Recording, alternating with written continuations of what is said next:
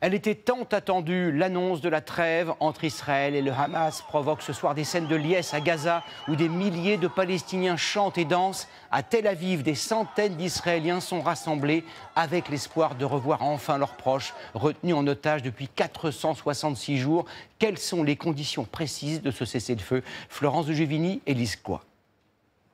Les otages israéliens vont-ils être libérés? Ils sont encore 94 captifs à Gaza depuis le 7 octobre 2023. Parmi eux, 2 Français, Ohad Yahaloumi et Ofer Calderon.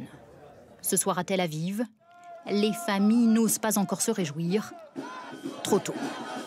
On n'y croira que quand elle aura son mari dans ses bras en Israël. Entre-temps, on attend, on a un peu plus d'espoir, mais on ne croira que quand on le verra libre. Les Gazaouis vont-ils, eux, retrouver la paix? Dans la bande de Gaza, exultation. Après 467 jours de guerre, des bombardements encore aujourd'hui, alors que les négociations étaient en cours. Plus de 46 500 personnes ont été tuées selon les chiffres du Hamas, jugés fiables par l'ONU.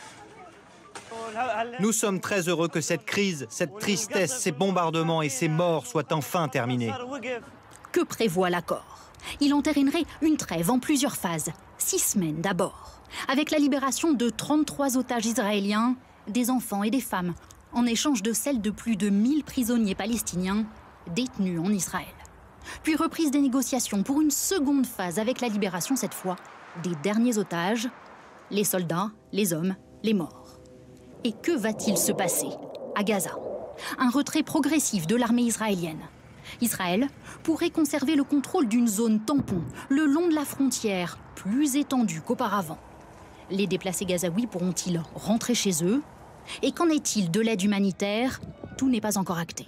Le cabinet de Benyamin Netanyahou précise que ces questions devraient être réglées dans la nuit.